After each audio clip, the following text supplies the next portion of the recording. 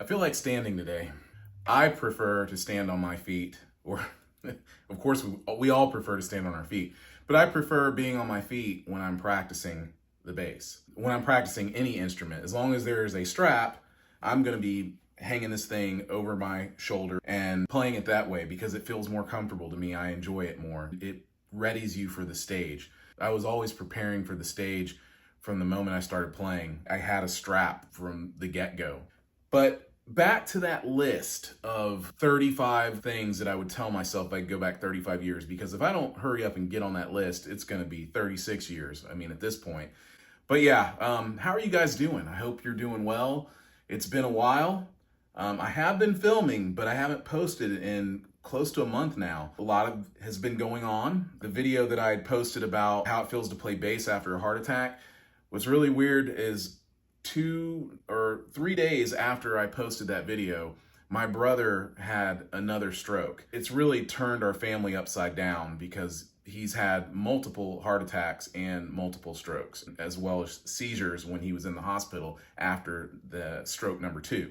So it's been a little bit of a scary month, but yeah, he's doing fine. But I appreciate all the comments and everything that you guys have been leaving and all the questions that you were asking. I wanted to get more into my background and my family history because those things do ultimately play a part in what happened to me. And that was the conclusion that my doctors came to, because they just felt like your echocardiogram looks good, your labs look pretty good, you seem to take pretty good care of yourself, and you did not suffer a lot of damage to your heart when you had the heart attack. But we are still perplexed as to why this even happened in the first place.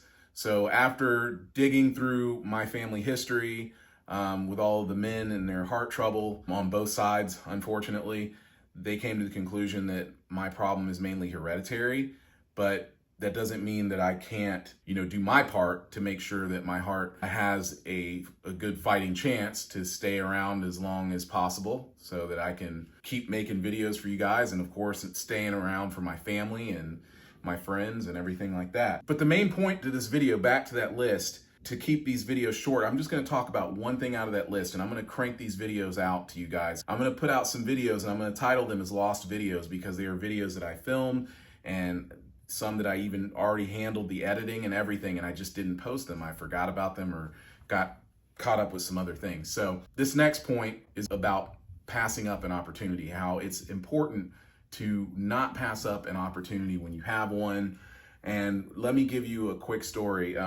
Even at my age right now, from time to time, I will still get an opportunity. My last trip to Los Angeles, I was in downtown Los Angeles and I was at the International House of Guitars, or International House of Music. After I finished playing those basses and recording the video clips that I did covering those instruments, a gentleman approached me. He basically offered for me to come and play at the studio that was nearby, that music store. It's kind of a long story, but at first I said, well, I can't do that because I'm here on other business and I have to get to it. And then I quickly changed my mind. My wife's like, are you kidding me? Go back and tell that guy you'll go over there. So I went back and I told him, I said, you know what? I can make some changes and I can come into your studio right now. But at that point, he said, you know what? Let's do this tomorrow instead. Why don't you do what you plan to do today, and then tomorrow we will connect. The next day, he called me again and he was very adamant. He said, listen, come on out, let's record. And we had issues trying to put things together. So we had decided to try again the next day. The next day comes around, and unfortunately, I felt like some of the people who were around me at the time were a little bit put off by the opportunity that I had to go in the studio. Let's just say they weren't very supportive. And instead of me just doing what was best for me, I chose to appease them and, stick to my word and do what I said I was going to do while I was there. But in hindsight, that was a big mistake.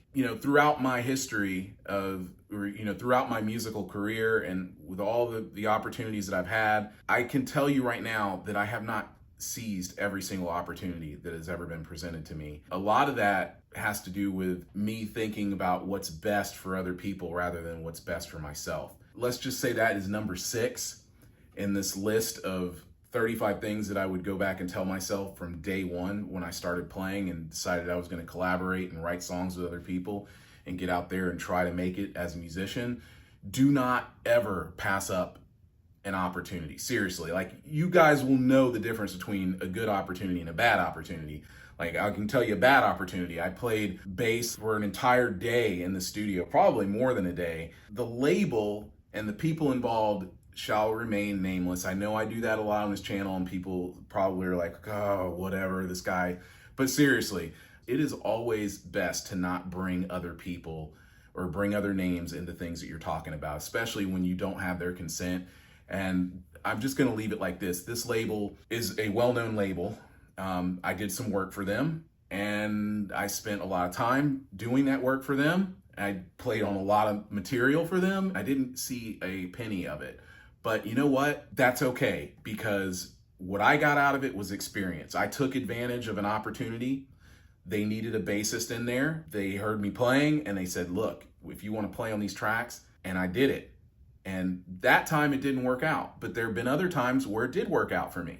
So you always want to take advantage. Like, as long as you're not like putting yourself in harm's way by taking advantage of an opportunity, then there's no such thing as a bad opportunity, because it will always lead to something.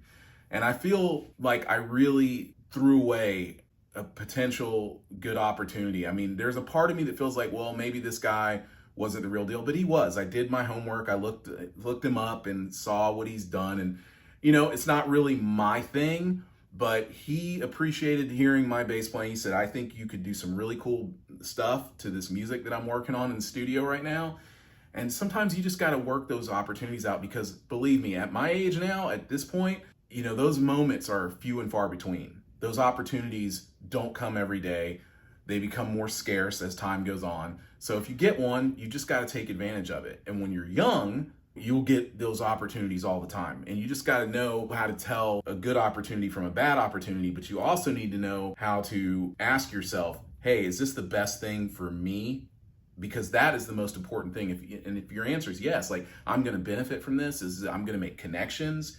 You know, it's like college. You go to college, or you go to any kind of technical institute or university, most of it is about meeting people. This is something I learned a long time ago before I dropped out of college, community college, but still, it was more about meeting people. You know, REM met in college, you know, so there are a lot of bands, and not just REM, but there are a lot of bands that have met in school, and sometimes it ends up being a great chance meeting, an opportunity. You know, the list goes on. There are so many people who've met in college, and but in the music world, it's the same thing. It's like you're going to college, you're like going to the university, and sometimes it's the university of hard knocks, because you're out there on the road, you're touring, and you meet other people while you're touring, you're in the studio. I can't tell you how many times I've been in the studio recording, or knew of other bands that were recording, and they saw me and they say, hey man, can you step over to the next studio and sing some backing vocals with us? And I've done all kinds of stuff like that. And I'm glad that I took advantage of those opportunities when I did. But now, more than ever, I should be totally seizing every opportunity that comes to me.